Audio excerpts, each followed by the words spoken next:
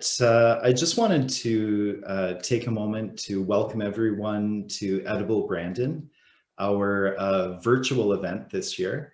For any of you who joined us at the Food Council last year, we met at Helping Hands, and we had about 70 or 75 people attending. So this is kind of a continuation of last year's topics and of all of the excitement around food security that exists here in Brandon, and that came out so readily at last year's meeting. My name is Ryan Wibbs, and I'm the chair of the Brandon Food Council and a member of the board. I'm relatively new to Manitoba. I moved here in 2019. So I had roughly one or about close to a year here before the pandemic hit. So I haven't really known a normal non-pandemic Manitoba, but I can't wait to go out and explore when things have settled down. Tonight's meeting will consist of kind of a first session where we all have the opportunity to listen to the speakers who have joined us tonight. And through the Brandon Food Council and through Olivia's work in contacting people and through other members of the Brandon Food Council, we've been able to assemble four amazing speakers tonight who have very different and unique perspectives into many different aspects of food security that also have a Brandon local focus. So I'm really excited to introduce them and to listen to all of the different perspectives that will come out tonight. After we have kind of a short introduction from our speakers, we will be breaking out into discussion groups. And when we break into discussion groups, I don't know exactly how this will work on Zoom, but I'm told that will kind of be put into the rooms that we've all signed up for previously. We will have to select someone to take notes and another person to speak and present our group's ideas when we reassemble into the main group at the end of the meeting. So there's going to be a couple different stages to the meeting tonight. We've also included a break. So if I keep talking, please remind me, hey, we need a break.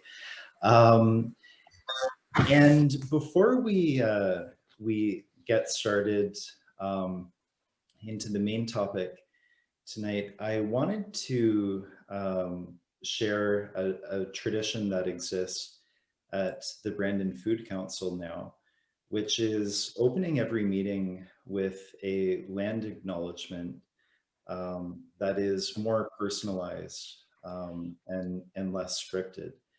And so we've been doing this now for the last few meetings. And Olivia very kindly asked if I would give the acknowledgement tonight. And I wanted to share from my own perspective. I grew up in Ontario, and I found out in the 1970s that my family, one of my uncles had discovered a set of journals that some of my older family members had kept when they first settled here in Canada. And in those journals, it was in the late 19th century when they were written, there were many, many passages that spoke about local Indigenous communities passing through and giving food and selling food to my family members who were settlers and had, you know, just arrived. And I always found that interesting when I learned that as a kid. And later, when I learned more about Canada's colonial history, it really resonated with me so much more to think of the issues that were going on with settling land, and yet my family was saved and depended on local Indigenous communities for life and food at the time. So when I think of the land and my connection to the land, I'm thankful to have had the opportunity to have come into touch with that information, and to be around so many awesome people that openly share their perspectives and learnings about Indigenous food systems and land rights. And that is one of the things that I think of when I think of acknowledging the land. So thank you to everyone for joining us and for preparing to share your thoughts and your passion about what's going on in food here in Brandon. The first part of the evening is kind of a 5-minute introduction to each of our speakers.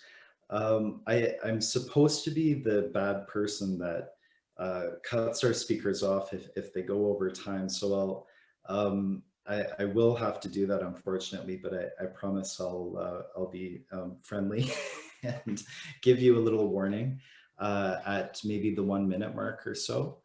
Our first speaker tonight is actually Hope Switzer. And Hope Switzer is the Community Development Coordinator for the Brandon Neighbourhood Renewal Corporation. In her role as CDC, she is responsible for community grants of up to $5,000 and has brought several projects to Brandon, from the 9 murals put up in 2019 to the Downtown Ambassador Program and Incredible Edible Brandon, among others. She has also sat on several community committees and boards. Hope will be providing an overview of the local Incredible Brandon project and will be leading the group discussion about urban food growing and innovation. So if everyone could welcome Hope.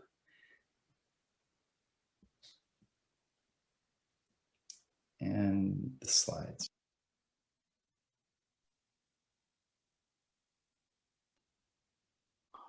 Oh, I figured out how to unmute when you share. Sorry, I'm a little new to this. Hello. As Ryan said, I'm incredible. I'm the person who brought Incredible Edible Brandon here. These are the little boxes you have probably seen downtown. They're these navy blue boxes. We also have some in planters, such as at 7th Street Health Access Center or at the City of Brandon Youth Center. Okay, so the project was inspired by a TED Talk I had seen by Pam Warford. I strongly encourage you guys to have a look at it. It's called How We Can Eat Our Landscapes. So in Todmorden in the UK, they have basically put plants everywhere in their community, and it's been a real big tourist draw.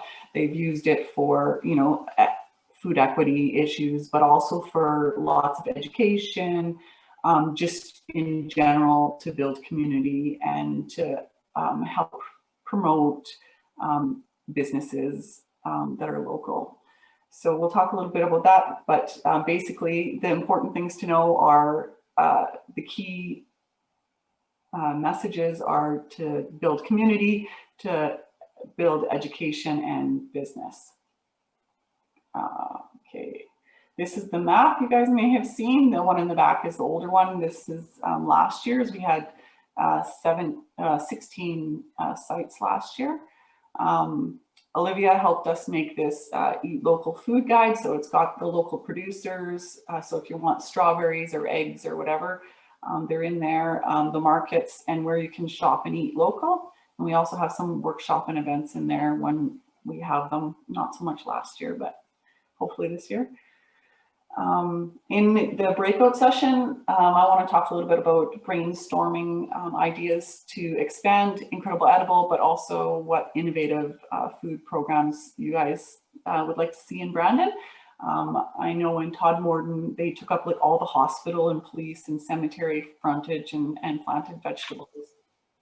They've got cooking classes. This every egg matters at the bottom there. That's where they picked one product that was produced locally and they really pushed it so that everybody was feeling sort of a bit of pressure to buy their eggs only locally. And it's done wonders for their local economy. So, and lots of other things that they've done. Also this one at the end here, this spare land registry. So they've got a relationship with the town or the city there, where if they have spare land, they're allowed to plant. So there's just a license underpinned with any spare land. So that's an interesting thing. And their logo is, if you eat, you're in.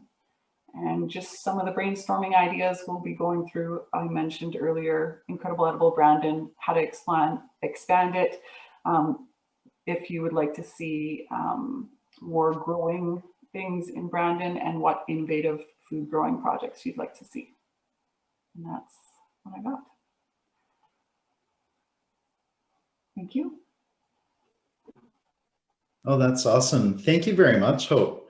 That'll be a really exciting discussion. And it's interesting the different currents that are kind of coming into, or that informed your thoughts and that kind of helped Edible Brandon evolve. So that's great. Thank you. Melanie.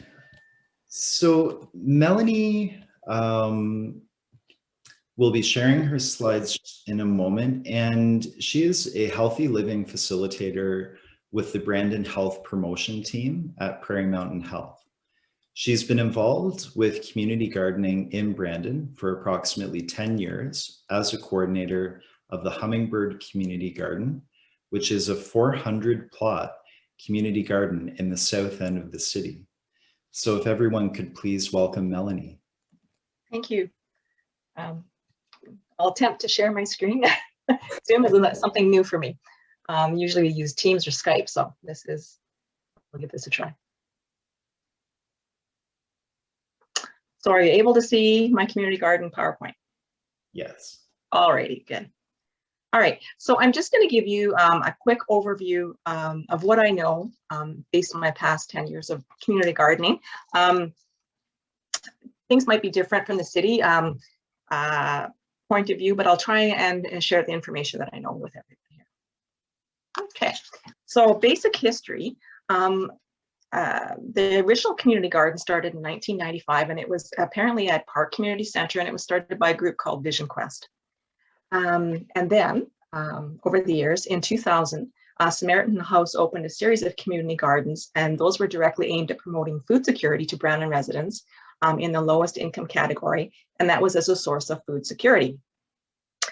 And then in 2007, Samaritan House partnered with Healthy Brandon to open the Hummingbird Community Garden, and that was as a key way to reduce rates of chronic disease.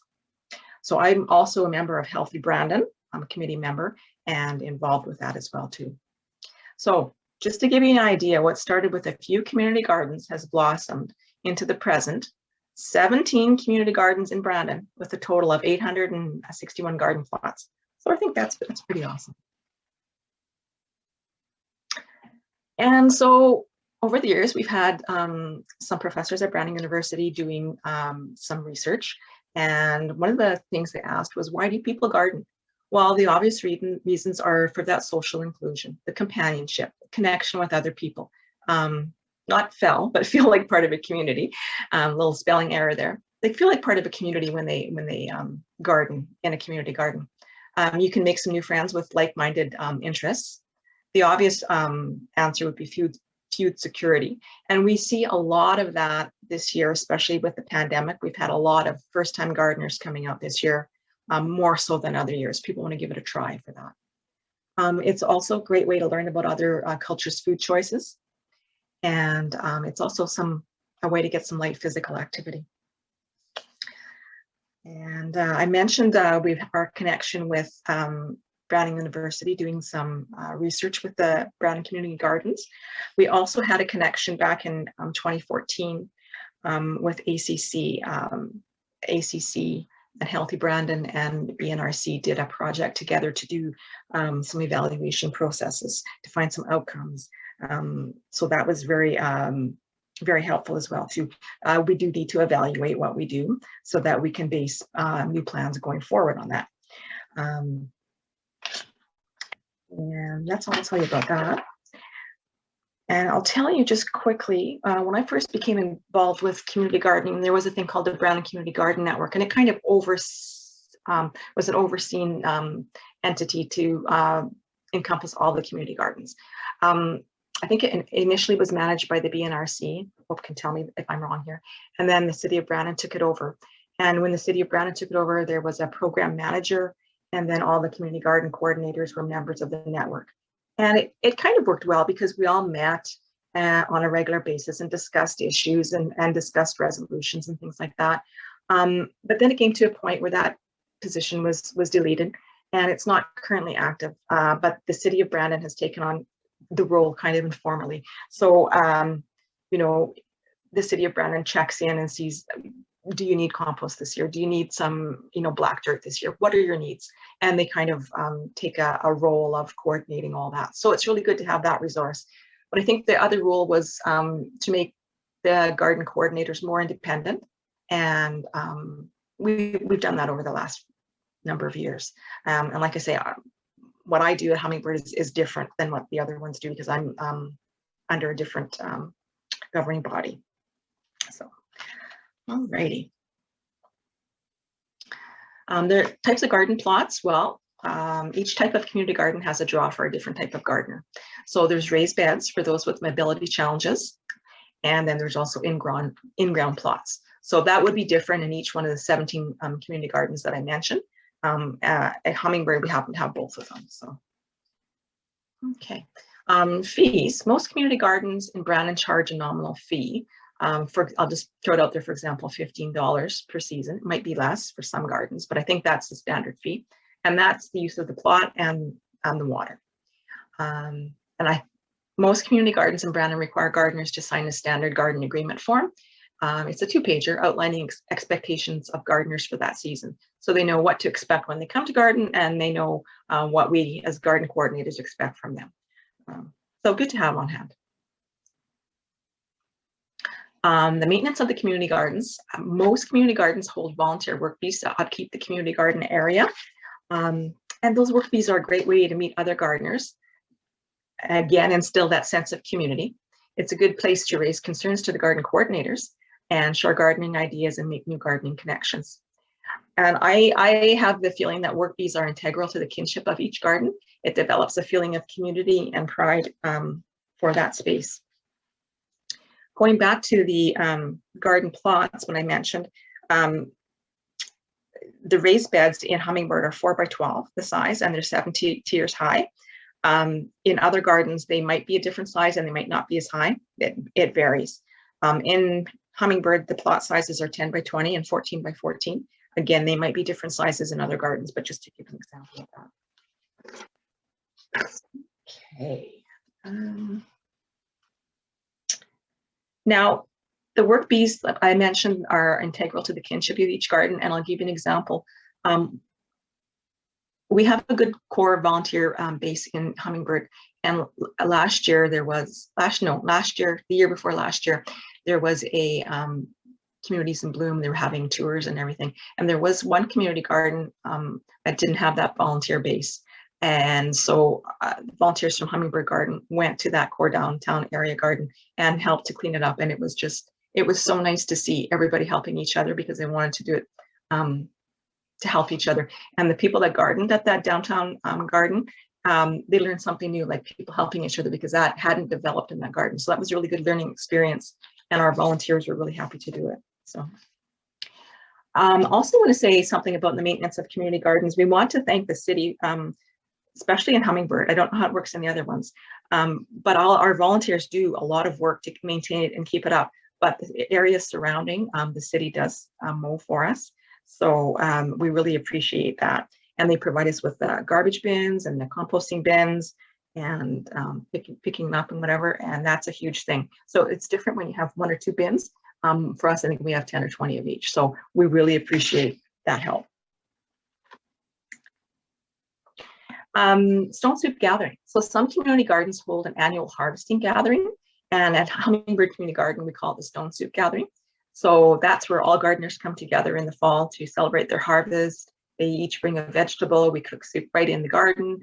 It's a time of fellowship, a time of sharing. Usually people bring treats that they've made, different kinds of breads and stuff with the vegetables. It's a very nice way to get together, get to know your neighbor, get to know your gardener, share your concerns, share your recipes, make some new connections. And then we also do volunteer recognition as part of the gathering. It's a fun afternoon or an evening, depending on when we do it. You usually have things for the kids to do, and music is part of the event too. So, and it can also be used as an annual general meeting as well too. But I just want to tell you a little bit about Hummingbird because it's a little bit different. We now have 400 plots, 33 of them are raised beds. It was started in 2007, as I mentioned, as a partnership between Healthy Brandon, which is also known as Healthy Together now, and Samaritan House. And at that time, it started out with 26 in-ground plots. When I started in 2011, I think there was 100 plots and 17 raised beds. So it's grown over the years since I've been. The main focus of the garden is chronic disease prevention, which is how we got our main volunteer coordinator. He needed to have, he had some issues with his health and needed to have a place to do some light physical activity. And that's where he ended up, and he's been there ever since. So it's just wonderful. So low impact physical activity, it's beneficial to all gardeners. It's a safe, welcoming place to come together as a form of social inclusion, food security. And so we've hosted groups, and I think this is true for all the community gardens, such as Girl Guides, Boy Scouts, some personal care home residents, individuals with mental and physical challenges, and our garden, and I think all the other ones are probably equal as well, a very diverse cultural population from around the world. So people like our garden and other community gardens because it's got a welcoming atmosphere. They feel welcome when they're there. We have great volunteers, which make a difference. And they have personal contact with the garden coordinator. So we make sure that we're out there and talk face to face. I also follow up with phone calls. I also follow up with emails. So we're in contact all the time. And I think that does make a difference. We have mentors for new gardeners. And we also try to provide garden workshops when we can. So things like education, like, straw and mulch for water retention, gardening 101 for new gardeners, things like microgreens. And we always link to the Brown Garden Club and the Westland Gardeners so that people have that other connection as well too. Just wanted to show you, this is Hummingbird Garden, and it's a drone. You can see how big it is and how diverse it is.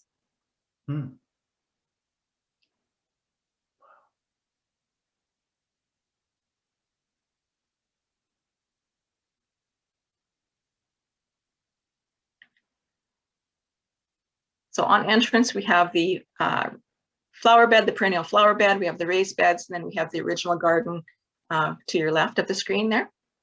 And where we first started out, that was where more of our structures were, the cultural gardeners are. So it's amazing. I'm very excited about it. In the past, we've had partners such as Healthy Brandon and BNRC to help with the startup funding. Samaritan House was involved with community gardens to start off. A few of us are on Brandon School Division land, so those are our partners. They do with the land use agreement. We did in the beginning have the Department of Ag Research Station to help with soil analysis and compost. That's not current, but in the past when it was starting out, that they were involved. We had Browning University, Serena Petrella did some research, and also ACC, Keith Williams worked with the BNRC and Healthy Brandon on evaluation tools. And then we did partner with the greenhouse at ACC. When they first started out, we did a 3-part program because we wanted to get people that might not have a chance to garden otherwise involved. And we also wanted to keep people involved all year long. So we did a program with seniors, with youth, and with individuals with challenges. And those programs went over very, very well. And here is the community garden contacts in Brandon. So who you need to contact, where the gardens are located, phone numbers, and emails, and how many plots. So as you can see, 861 plots in the city. And if anyone is wanting to access funding for new community gardens, they can either talk to Healthy Brandon. We have, it's also known as Healthy Together Now. We have intakes 4 times a year, and Nikki Dean is the chair, and she would be happy to help you, and I also would too. And also Hope had mentioned that she does as well too with the Brandon Neighborhood Renewal Corporation Small Grants Committee. I'm on that committee as well too, but Hope is the contact for that too. So that's all I have to say. Community gardening. That's amazing, Melanie. Where is the location of the garden? It's 26th Street and Maryland Avenue. Sorry, my dog is barking. I'll just close the door. That's it's incredibly impressive. The size, how it's grown. I mean, that's just a real community gardening success story. Yes, thank you. Yeah, we're quite proud of it. Wow, that's awesome. Olivia, I don't think we got an opportunity to share Melanie's contact information. Yeah, so thank you for displaying it. If anyone wants to contact Melanie, or if you're wondering about one of the contacts for community gardening, I'm sure she'd be more than happy to connect you. So that's, thank you again, Melanie, and that's her contact information. And our next speaker is Dion Wiseman. So Dion is an associate professor in the Department of Geography and Environment at Brandon University, where he teaches a selection of courses in physical geography and geomatics. His primary research interests include the applications of UAV technology for land cover mapping and terrain modeling, although he has also supervised a number of undergraduate topics and thesis research projects related to food accessibility, community gardens, and farmers markets. So if everyone could welcome Dion, we're very excited to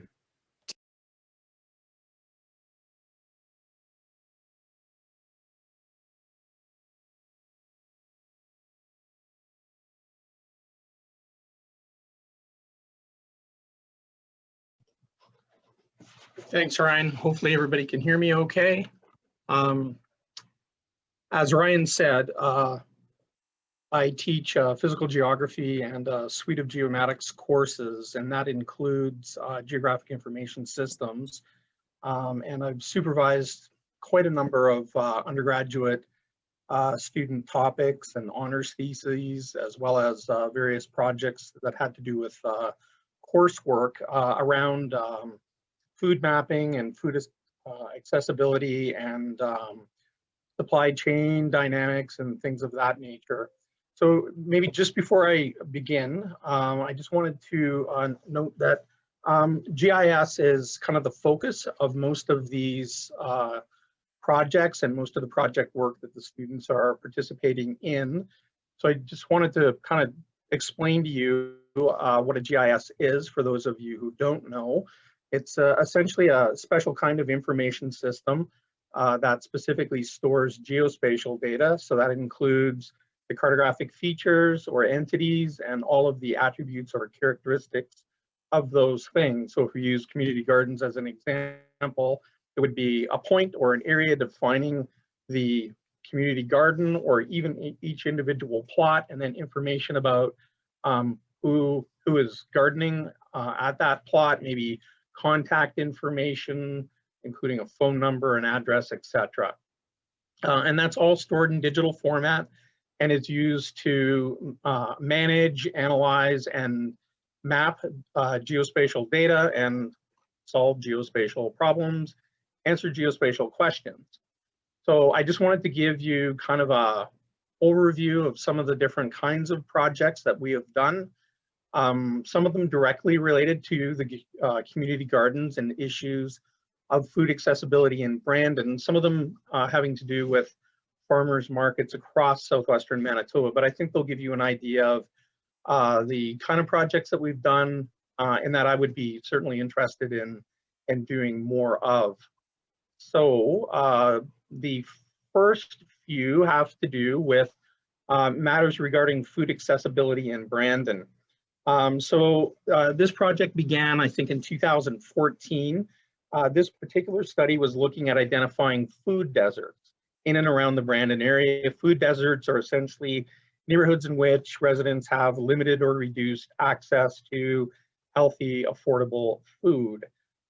So in this case, what we did is we looked at the bus routes and looked at walking distances. We did a survey of all the small, medium, and large grocers. We included specialty shops like butchers, bakers, and things like that. But we did not include gas station convenience stores, for example. And then at the same time, we looked at a selection of socioeconomic factors that were used to assign a distress level to different neighborhoods within the city, and that was based on StatsCan data. So we essentially had created service area maps for the grocers and a distress level for the neighborhoods, and then we combine these data layers to try and identify areas of the city with reduced risk. And there were a few. There's a follow-up to that study in 2015 and 2016. In this case, the bus routes had changed, so we redeveloped a network for the bus routes. We revised some of the assumptions around how far people would travel to go to a small versus a medium or large grocer based on some of the literature and research that had been done in this area. So that enabled us to produce a new service area map. And then we also included a survey of all the grocers to gather data on the variety, quality, and cost of the food. We looked at 35 different food items and costed them at, I can't remember how many grocers in Brandon, essentially all the small, medium, and large grocers. And then based on our revised map of the service areas and the accessibility now based on cost, quality, and variety, we developed a new map that you see at the bottom corner here, which was basically a cost distance analysis of food accessibility. The student that did this follow-up project then carried on to do an undergraduate honors thesis. And this was a really good thesis. The project essentially evolved into an analysis of looking at the changes in food accessibility over several decades. I believe it began in 1950 and went by decade through to 2010. Again, looking at small, medium, and large grocers and how changes in the retail landscape have resulted in changes in food accessibility. When I was a kid growing up in Brandon, this was one of our neighborhood convenience stores here in the top right. And Ed's Barbershop was where I would be sent for, milk, bread, and eggs and things like that. And these small neighborhood convenience stores were more like the small grocery stores that we have now.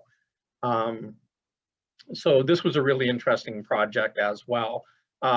In a nutshell, what we found is that as there have become fewer and fewer small neighborhood grocers and convenience stores, and as these have been replaced by essentially larger big box grocery stores located in kind of retail hubs on the edge of the city, the downtown core and some of the older neighborhoods within the city have reduced accessibility, right?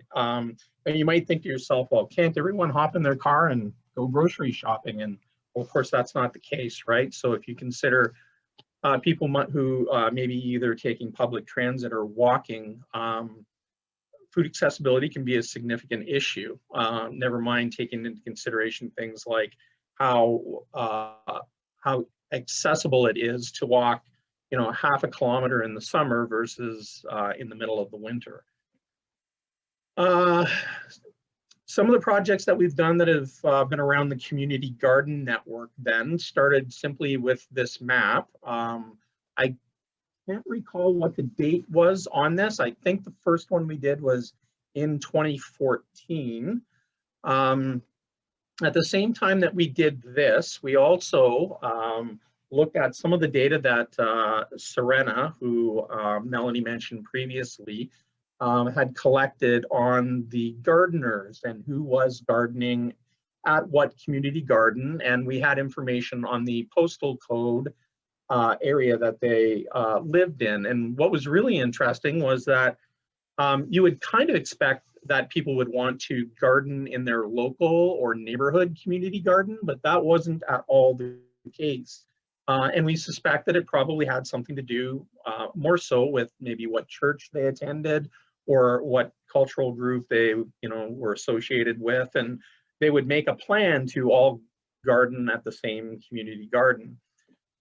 We also looked at questions like where would the next best community garden be located, all else being equal, versus where would the next best place to put a community garden if we took into consideration some of those socioeconomic factors that made food accessibility more of an issue. So there's a number of different ways to look at, well, where would be the next best place to put a community garden in Brandon, assuming that, you know, land was available or locations were available in these different places.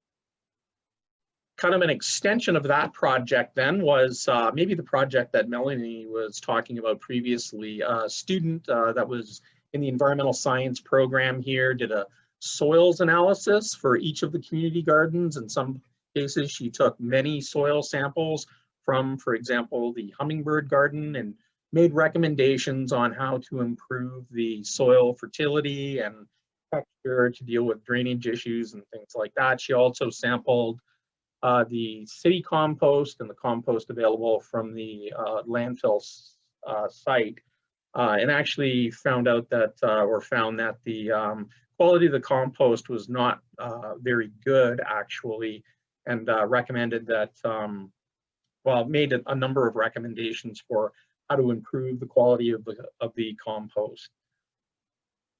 More recently, and I know I'm maybe going slightly over time here. More recently, we've been involved in a couple of projects where we've been looking at the network of farmers markets, not just in and around the city of Brandon, but across all of southwestern Manitoba. The first project involved the University of Bologna and a master's student there who is now a PhD student who was looking at farmers markets in Italy and wanted to compare them to farmers markets in southwestern Manitoba. And when we looked at this selection of farmers markets in southwestern Manitoba, and I know you might be looking at this and going, oh yes, but there's another market here and here and here. These were all the markets that were registered with the Provincial Department of Health and had a coordinator and were open at least weekly through the summer season. And yes, there are several other more informally organized farmers markets that are open kind of intermittently. The service areas that you see in here are 5, 15, and 45 kilometers. And even at that, at a 45 kilometer service area, 94% of residents of southwestern Manitoba are within a 45 kilometer distance of a farmer's market. Now, when Francesco, the student from the University of Bologna, looked at this, he could not believe the distances that people were traveling or the distances that your tomato would travel. The way he would put it to me is that from my window, I can see where my tomato is growing and where my tomato is sold, and I buy that tomato there and bring it here. And he spoke with people at farmers markets that were transporting produce, tomatoes, carrots, potatoes, hundreds of kilometers to be sold to people who had traveled hundreds of kilometers to actually purchase them. So that kind of evolved into this a mapping of supply chain dynamics. So we did a survey of the vendors at a selection of 8 farmers markets and the patrons or customers at these farmers markets to see how far things were actually traveling. So just as an example, in this case, the vendors who traveled from wherever their home bases were to the market that they sold produce at traveled a total of 2,300 kilometers. And this is, you could assume, kind of like one Saturday. Then we looked at, well, what if everybody traveled to their closest market, just as an example? And that distance would be reduced by over 1,500 kilometers. So kind of interesting to look at it that way. We also looked at the distribution of these markets. We calculated or recalculated these service areas based on how far people were actually saying that they would travel to a farmer's market. So the mean distance was approximately 5 kilometers. One standard deviation was 10 kilometers. 2 standard deviations was 20 kilometers. So what you see here is that in the southern portion of this study area, there's pretty good coverage, if you like, but there are some major holes or gaps. And again, we're making an assumption because we're only looking at a selection of the farmers markets here. And there are other markets that operate intermittently. But if you're relying or plan to rely on a farmer's market as part of your grocery shopping regimen, you don't want to shop from a farmer's market that's only open intermittently and not open every Tuesday and Thursday or Thursday and Friday, for example.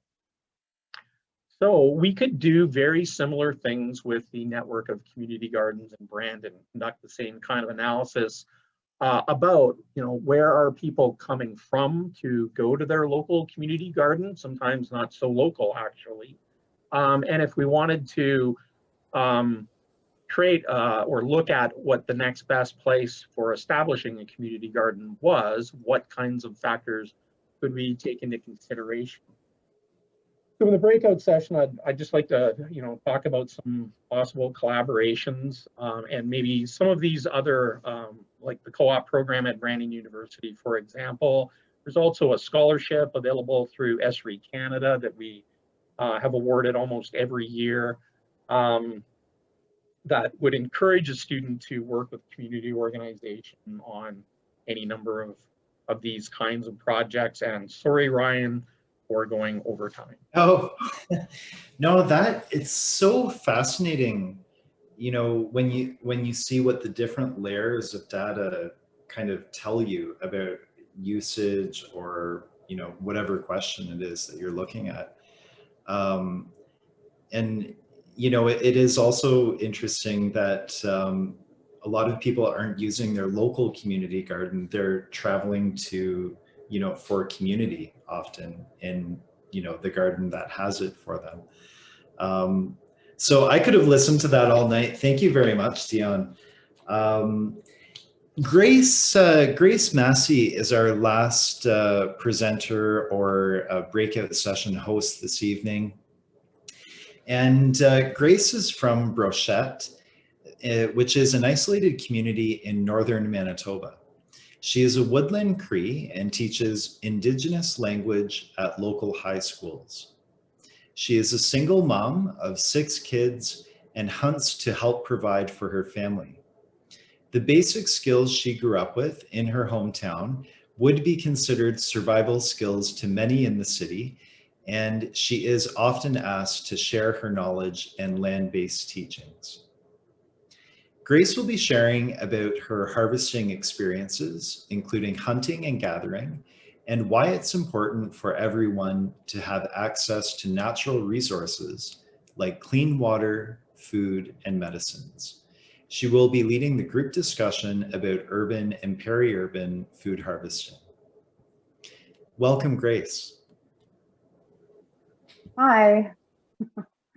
So I didn't prepare anything. I do have my stuff written up, but I didn't make a slideshow. The only thing I had put on my slideshow. Well, I guess I did make one. I'm going to try to share my screen here.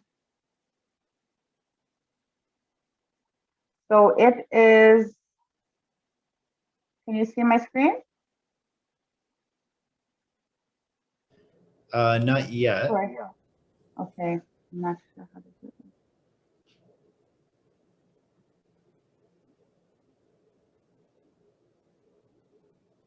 Okay, can you see? Yes. Okay, so I am from Brochet.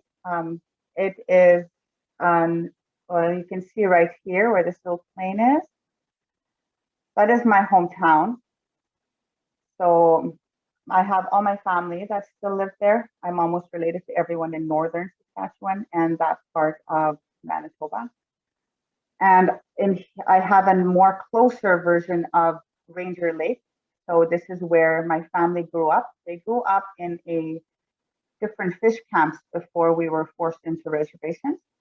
So, and this is, I could probably get around here by boat. It's the 9th largest lake in Manitoba. So we grew up on the land. We grew up, my dog was a dog musher. Everyone lived off the land. We didn't have running water. Everybody hunt and fish. So, you know, when I started moving down south here, I noticed a very big difference to land accessibility. Up there, you could go hunting. You can go on your own islands. You could, you know, live off the land and have everything in front of you. So I wanted to pull up a different screen of Brandon. I am a hunter. I, you know, have various guns, and I just wanted to hunt because ever since COVID, I think that's when it first started hitting me, is when, okay, I can't go home. I need to protect my elders. We have a very small community, and I'm like related to everybody, and I do not want to go home to, you know, just do my own thing to make sure I don't spread any kind of, you know, the COVID virus. So I started hunting and looking for land to hunt on. And it has been very hard. I have found every wildlife area within 3 hour distance, going all the way around Brandon. There's not very much access to land. So one of the things I wanted to talk about in my breakout room was my experiences harvesting. I harvest various animals. I also fish. I try to fish. It's a lot hard to do that because I don't see this as recreation. I see this as a relationship with the land. So a lot of these places I can't even make a fire. There's prohibit, like there's so many things prohibited for me to do on the land. And I also harvest medicine. So medicine we use for, just like you would buy Tylenol, I go to the land and I get my medicine that way. Things that my great grandpa has done. He was a medicine man, and there's medicine keepers that I also go with onto these lands. So as I'm hunting, I see all these things. As we're hunting, we call ourselves, as we hunt and harvest, it makes us a part of the conservation movement, because we see so many things that is inaccessible. We see a lot of things in the land, just like we knew there wouldn't be much snow this year because the beehives were a bit lower to the ground. So the relationship with the land tells us what's going to happen. It's more than just recreational. I'm going to go shoot a deer and get it back. So that is not the way I hunt. There's a protocol to do it. We're not allowed to hunt females. There's many rules. So that is one of the things I wanted to talk about in the breakout room. I also wanted to talk about why it's important to me. It's important for me to pass down this knowledge. Being the mother, now I take on all roles and responsibilities. So I have all different types of guns to hunt for birds and different things. I skin everything. I have to do everything on my own and learn how to do that. So also with fishing and stuff like that. So everything that was taught to me has now come, like, it's just a matter of doing, right? It's more action based. I'm just going to stop sharing my screen because I think that's all I have for that part. I did make a TikTok, but I didn't know how to upload it. So I did a TikTok of my hometown, but I can't seem to access it. So I'm just going to leave. I don't know how to stop sharing my screen. Okay. Okay. So I wanted to talk about a lot of the struggles I faced. So for us in accessing land, we have harvesting rights. I have treaty that lets me access. I'm able to hunt all year round, as opposed to those that need licenses. So I've experienced a lot of different things. I have seen a lot of waste of animals. I have seen a lot of things that just shouldn't be done. I go hunting right after hunting season, and there is overkill. A lot of people just they're not looking at the animals. They're not looking generations down the line. So I see a lot of numbers declining. So that is scary for me too. And one of the other things I was looking into, especially more now, ever since what had happened in Texas, is access to water. If we had our water shut down in anything, I don't even think I know if the river is clean to drink from. Up north, it is the cleanest water, but here, I think I don't even know that. That's something I wish I'd like to research within the area, within the vicinity.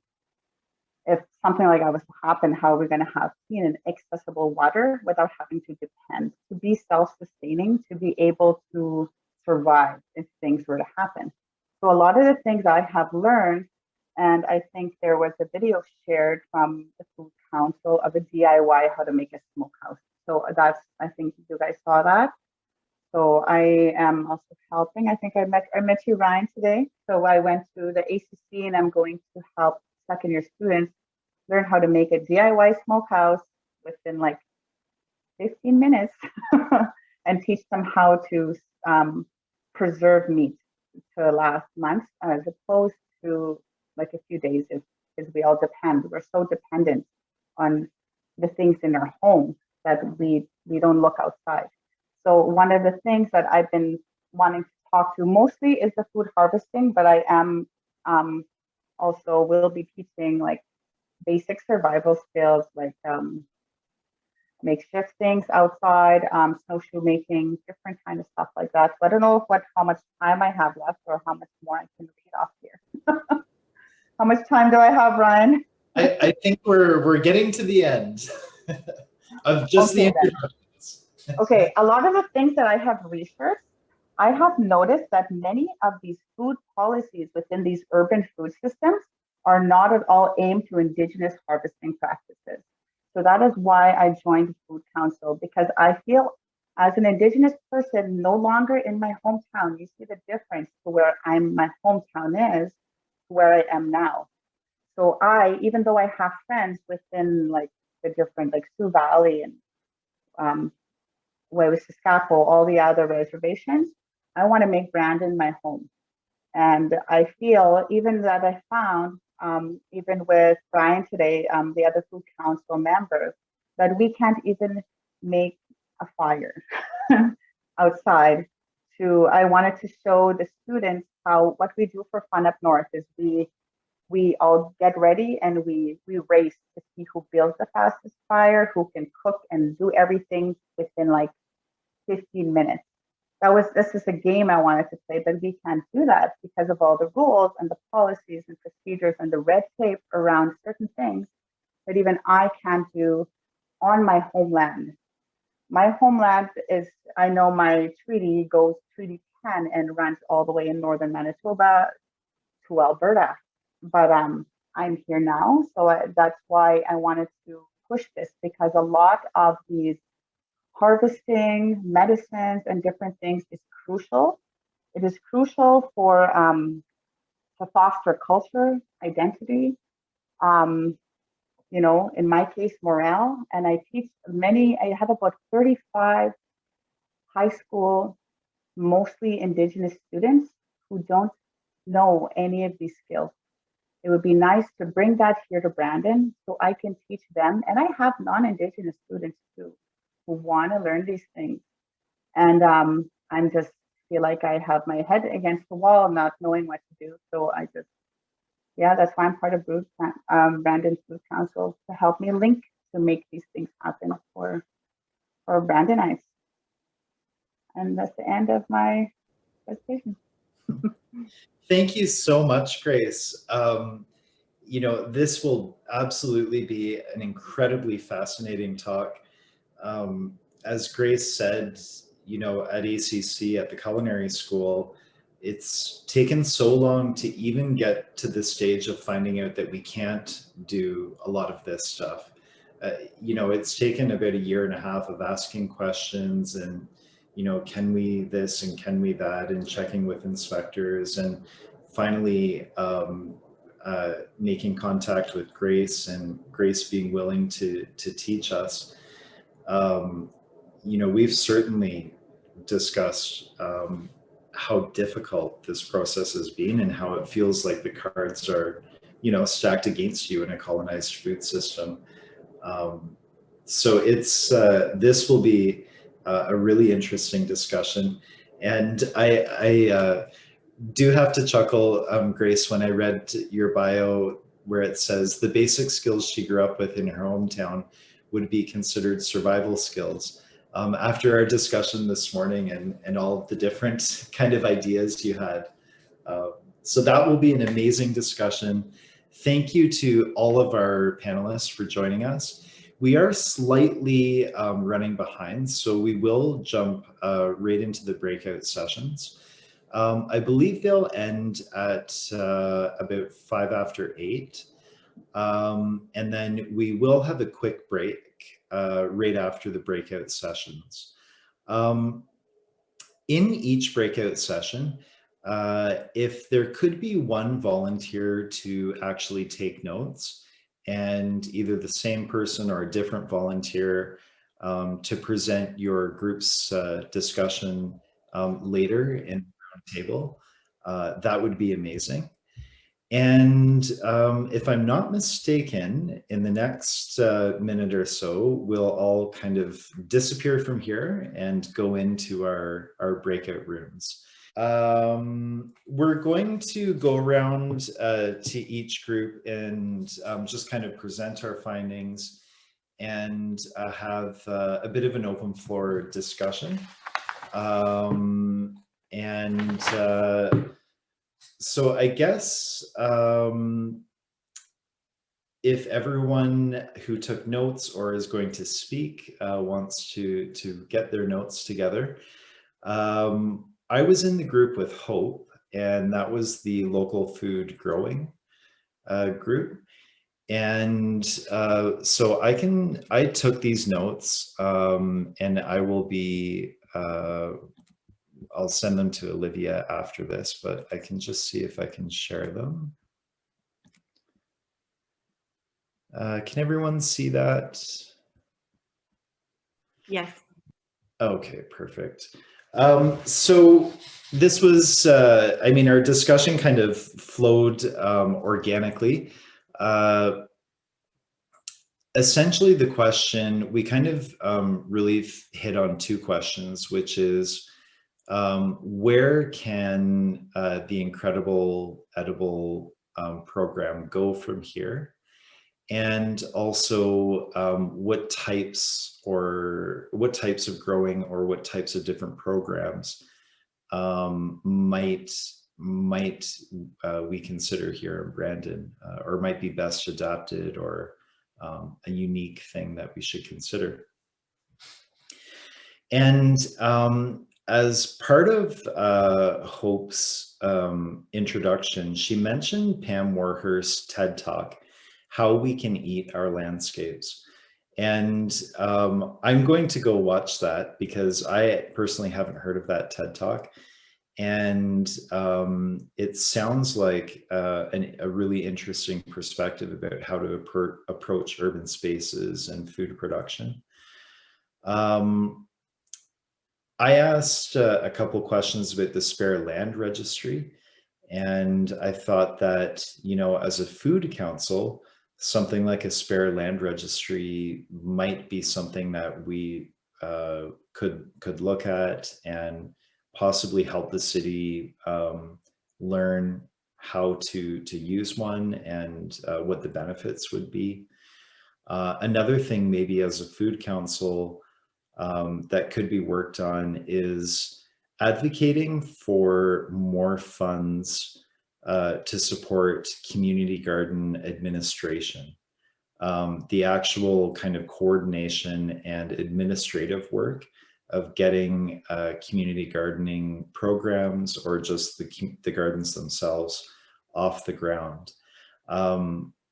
It was really quite a feature of our discussion that, you know, a garden looks amazing and it kind of might look easy when you walk by, but supplying the water, having access to the land, and having someone who's coordinating and getting all of the gardeners organized is really kind of the make or break equation to whether these gardens can be successful and also contribute in an even more coordinated way to food security.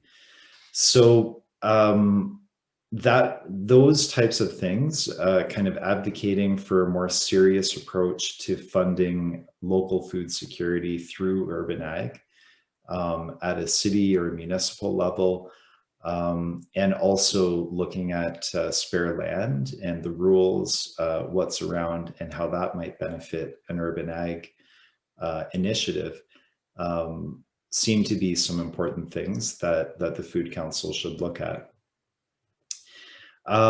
Certainly educational programming to teach people how to grow, and even the encouragement to see the city and see space in the city through a different lens, through a food production lens, that looks at taking more advantage of things like rooftop gardening, or explores ways to have winter gardening or greenhouses, or to explore vertical growing, to kind of increase the amount of food production that's happening within the city. And then the final topic that we talked about was just the amount of the speed with which food costs are rising right now. And, you know, 20 years ago, we thought of vegetables as cheap, but they're actually becoming a luxury item now, fresh vegetables and fruits.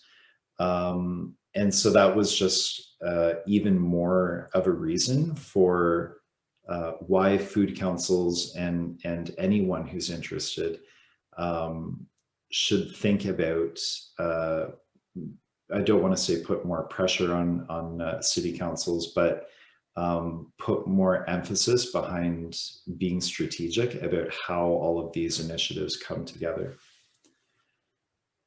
I think that summarizes our local growing roundtable. Are there any questions or comments before we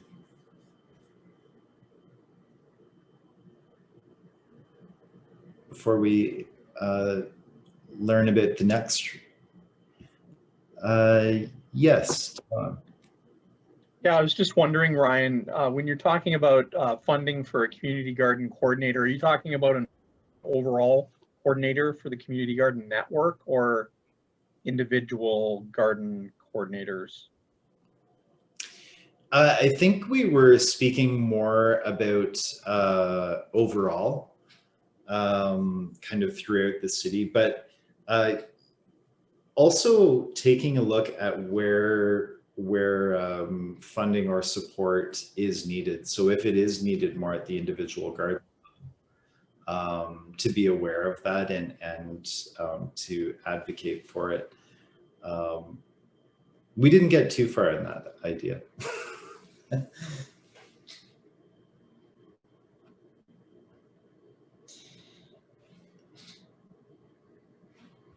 And I think we will have a roundtable after. So I think a lot of these ideas will kind of come back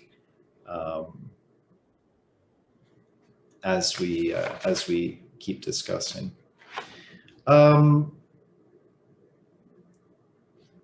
Shall we introduce, or shall we hear from the next group? Melanie's group, which was, and you'll have to remind me. Community gardening. Community gardening. Okay, so I took some notes down here, so I guess I'll read them off. So we talked about what's working. So we had one person, we had two people in our group for discussion, and one did garden at a community garden in the east end of the city. So she said how she bases that on how her garden did. And you know, we're talking about last year, which last year was a little bit different because of the pandemic, so things were not as they normally would be. So what's working, basing it on how her garden did. And then I think most of these things, she found that it was easy to social distance, because it was a little bit of a challenge gardening last year to go out there, make sure that you're not there when there's a lot of other people, make sure you maintain your social distance. So she said it was fine. Our other member in our group mentioned that their perspective was that management is working well, and that he based that on coordinators and volunteers that seemed to be coming together and working well.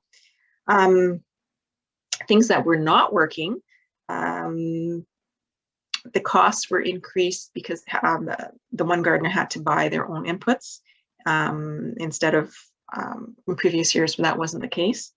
There was a change of leadership in that particular garden. So that posed some challenges as well too. COVID posed some other challenges. There wasn't any city compost to use last year in that particular garden. So that was a challenge as well for that particular one. Also not working there. She met few fellow gardeners, and again, that could be due to COVID, or there could be other reasons for that as well too. And the weed control just wasn't there last year. I experienced that as well too. People that normally would have been out there to really keep up with the weeds. Last year was a year where you just went there and did what you needed to do and get back home again. People did not want to spend extra time there for good reason. And mainly because we told them that too. She felt that there might be a lack of communication in that particular, with having a new leadership and maybe not, things wouldn't have been as they normally would have been. So that comes with time. So that was some of the things not working, and I will give a copy of this to Olivia after. Opportunity to collaborate with other groups or people. We didn't have anything to add there because we felt that we pretty much have done that well in the past. Of course, there's always room to improve on that. We just couldn't think of anything at the time. Talking about new space, is there a new space in your neighborhood that you think would be good for community gardening? Again, our gardener that gardened in the East End thought there might be some available space, nice open area near the Green Acres School and near the community center. So that might be one that would be identified. Also mentioned to me was one in the, I think it's called the River Heights area. There's an open field there that might be a good potential for community gardens. So those two. Talked about the garden booking app. Our gardener felt it wasn't a big deal. She renews by email, but if it was available, she likely would use it. Also felt our both participants felt that it would be having the garden booking app would attract the younger people. But then that would we would need to have something built in to match a new gardener with a mentor, because it doesn't do you any good to have your garden spot if you don't know what you're doing when you get there and you need some help to get you going. So if we could combine the two of those somehow. Automated community garden. Not sure how that would work. Maybe like the garden app, garden booking app. The gardener who gardened in the East End, excuse me, said they have a Facebook group.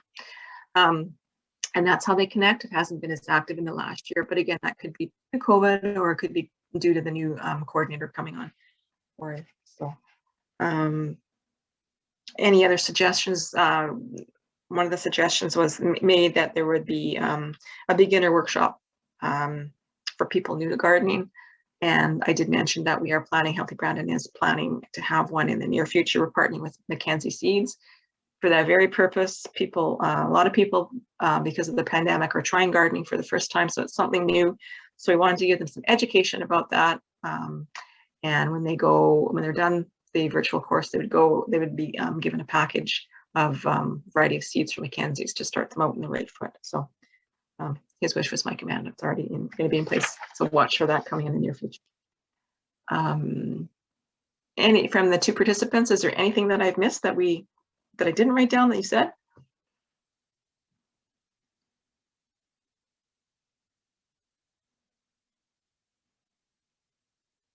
Oh, okay. I guess that's it for us. Awesome. Thank you very much, Melanie. I should have said at the beginning, if people do have questions, feel free to throw them in the chat box as well, and we'll certainly come back to them. Okay. Yeah, that's been two very active discussions so far. In the interest of time, just so that we can get through all of the group discussions, we might press on with Dion's group, and we'll have Grace's group after, and then we'll just kind of have a group discussion before we end for the evening. So Dion, what was your group chatting about?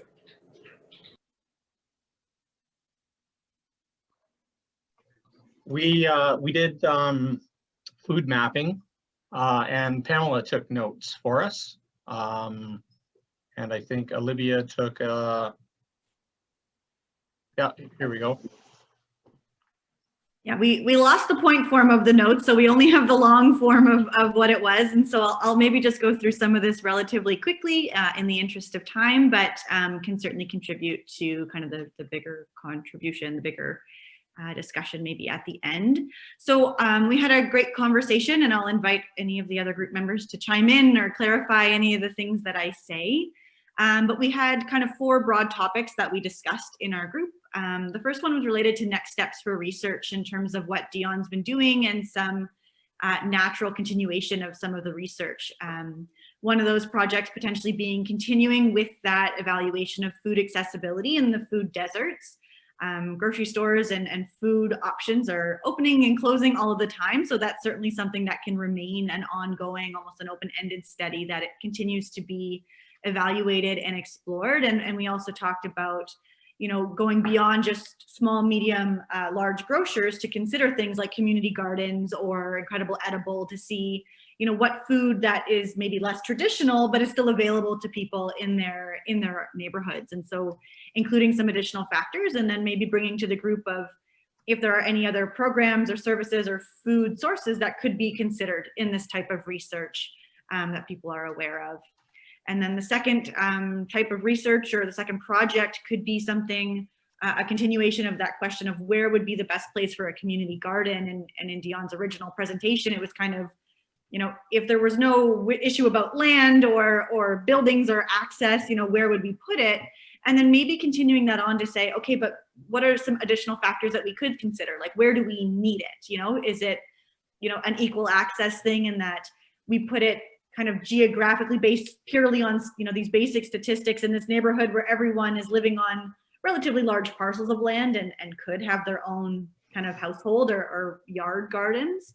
Or do we start to consider areas of town where people don't own land, or maybe starting to live in apartment buildings and trying to put the community gardens closer to them so that they can access them and have the ability to do some gardening, which they might not typically have in their apartment style living. So considering the kind of the changing landscape of the city, or again, any other factors that people could think of that would be worth exploring as it relates to where would be the kind of the best place for the next community garden.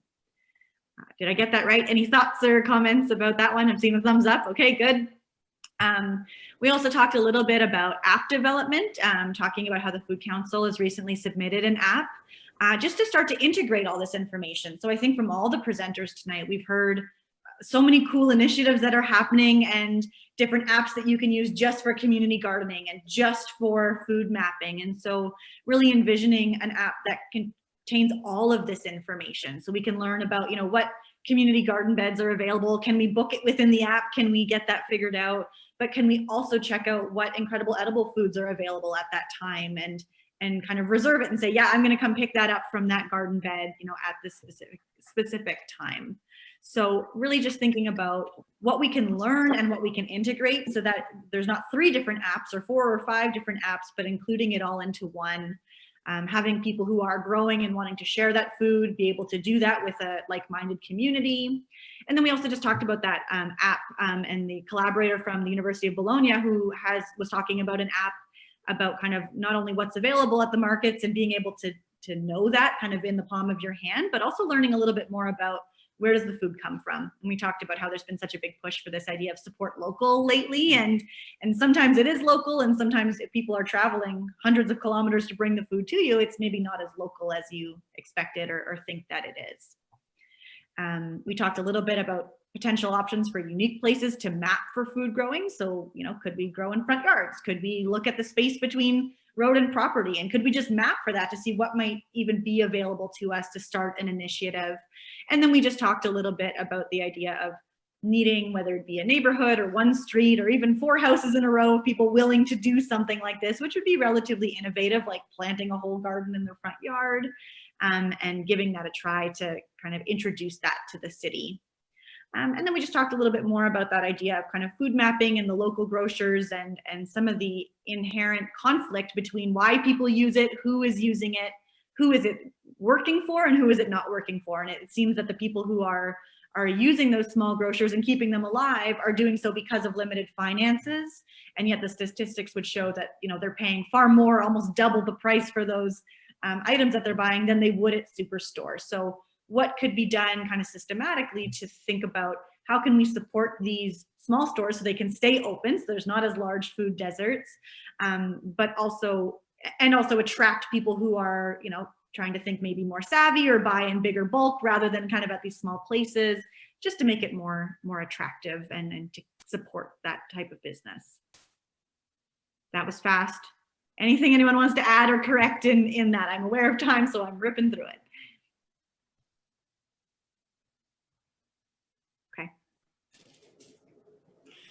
That's amazing, Pamela. You know, I'm amazed at the number of topics you were able to not only cover, but then also put into nice, neat notes. You know, the ideas that are coming from this, and especially as you mentioned, the app, keeping things in one app, you know, that sounds crucial. Booking, or even being able to book vegetables to pick up from a certain garden plot. Like, these are really cool things. And at the Food Council, the app is, you know, just an idea. So it's the perfect moment to be able to actually integrate these types of initiatives into the app, hopefully. So that's awesome. Does anyone have anything else to add, or any comments? Yeah, Melanie? Oh, can I just say one thing about the app? Although I can see, you know, it's a great thing and it would encourage more people and a lot easier, and we're all moving to that stage of, you know, if I can do something on an app, it's great. with Hummingbird Garden, because we have 400 gardeners, we have a database, and it's that personal connection to that makes a difference too, especially with new gardeners. And it's the always checking in type of thing. So I think the app would work great for existing gardeners to just click on it and renew their garden plot. But oftentimes I need to move people to different areas or whatever, or the requests come in to be in a certain area. So I don't know if the app could accommodate that, or that might be something you might want to look at if you're thinking of developing an app to have those types of things built in with it as well too. And like I mentioned before, for a new gardener to match up for a mentor, that like maybe there'd be something checked on the app or something that this person needs to have a mentor. So just things to think about. Absolutely. Well, and that helps that community form, like the mentor, that can be the first step in actually building a community for the person. Right. That's awesome. Thank you. We will definitely talk more as the Food Council goes down the road of looking at what could the app do and what could it be and how can it appeal immediately to people. So that's amazing. Thank you very much. Again, if there are questions, please throw them in the chat. We do have the final group, Grace's group, and if the presenter from that group would be willing to speak, that'd be awesome.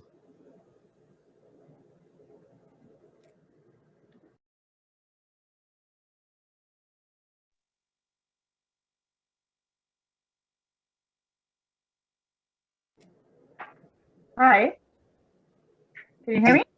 Yes, we can hear you, Grace. Okay, my audio must have went off for a while, so sorry about that. Okay, I took some notes, but some of the notes I took we didn't talk about in the meeting. So I'm just going to share my screen here.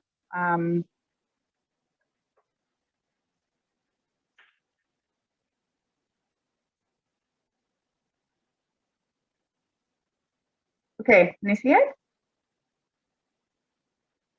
Yes. Okay, we talked about hunting, of course. Some of the questions that some of the group participants had were, well, when are the best times to hunt? You know, what are the barriers? How can we help? And some of the things we came up with was no land accessibility. What do you know, eh? Indigenous personnel can't access any land. There are very few spots. You know, there's crown land, wildlife areas, provincial parks. So yeah. So it's also good to have a buddy to hunt with. You know, there's always these fears of things can go wrong.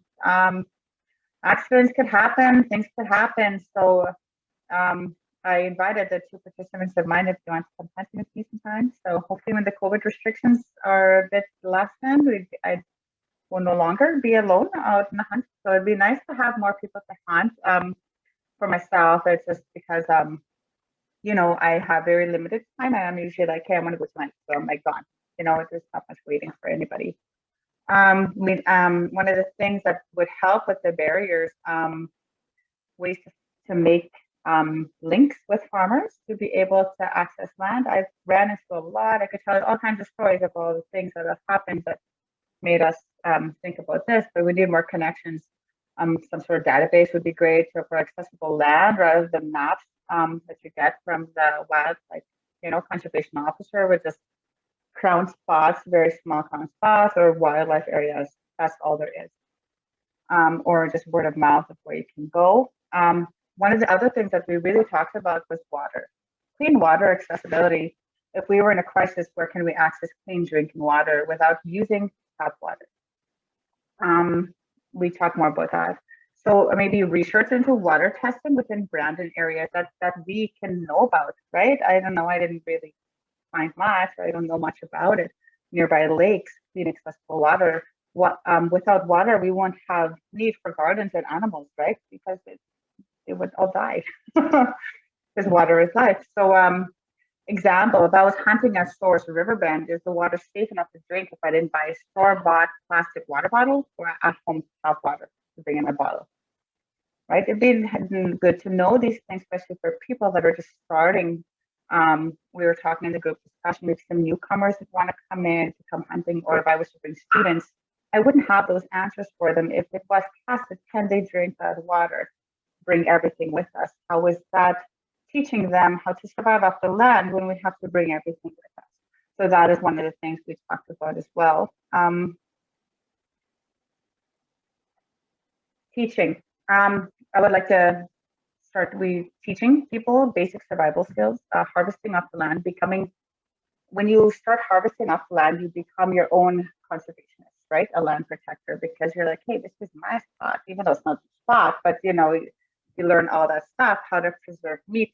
As a teacher, I find that many students want to learn these ways of life, but they can't, right? A lot of people don't have access to guns or to money. It costs a lot to begin to hunt, right? You need your license, you need a vehicle, you need to know where to go, you need to know how to do it. I have axes and saws and good hunting tools, right? You need to have some kind of ways. And I also harvest hides. So it's a lot of people that don't know how to do a lot of these things.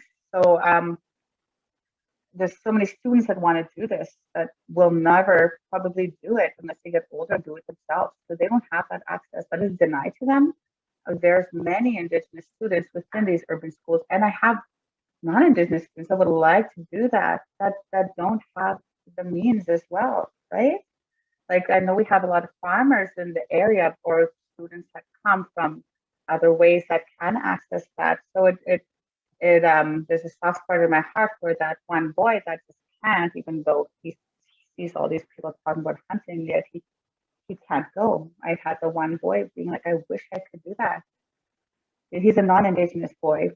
He takes my Creek class, and yeah, I just, that's one of the reasons why I put teaching on here, because I'm like, wow, I was thinking about my own kids or something else. I wasn't thinking about my own students, so that's something that I would love to do for them.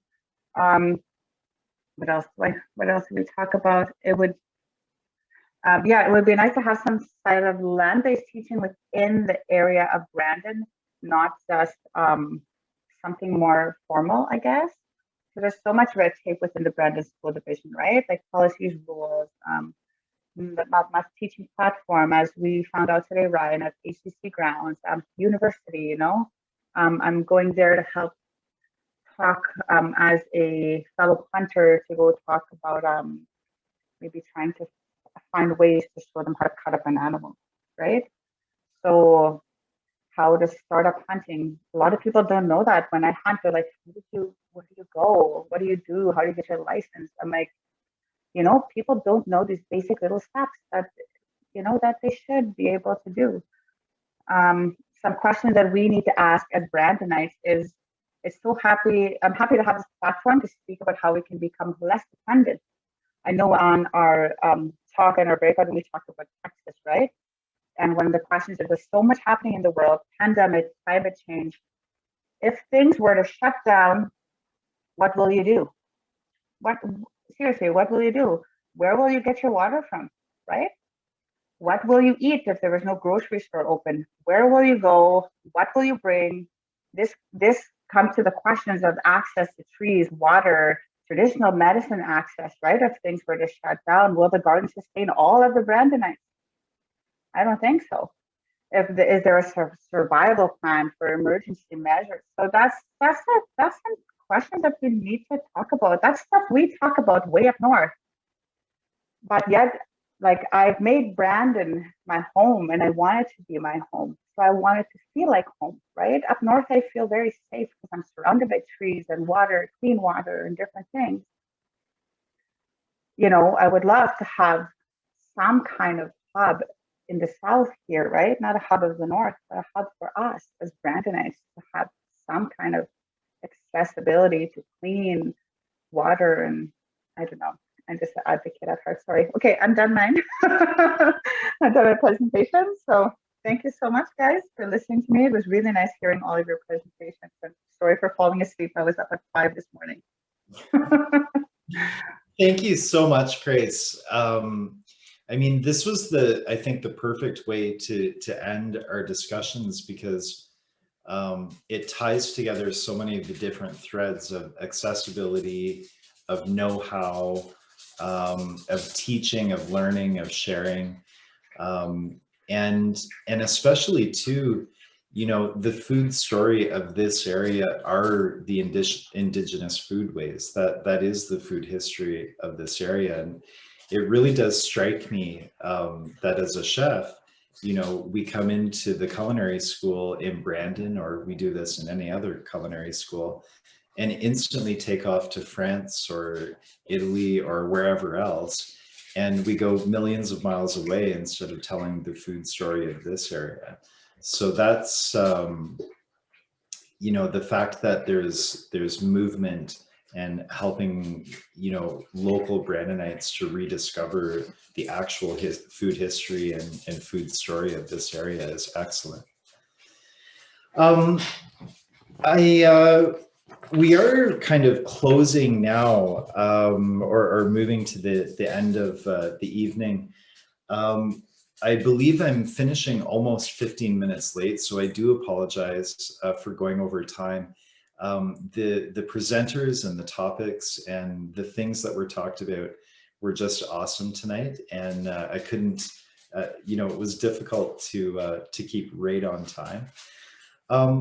Are there any final thoughts? I did see Jairo typed into the chat that it would be really good to generate a map that shows the quality of local water.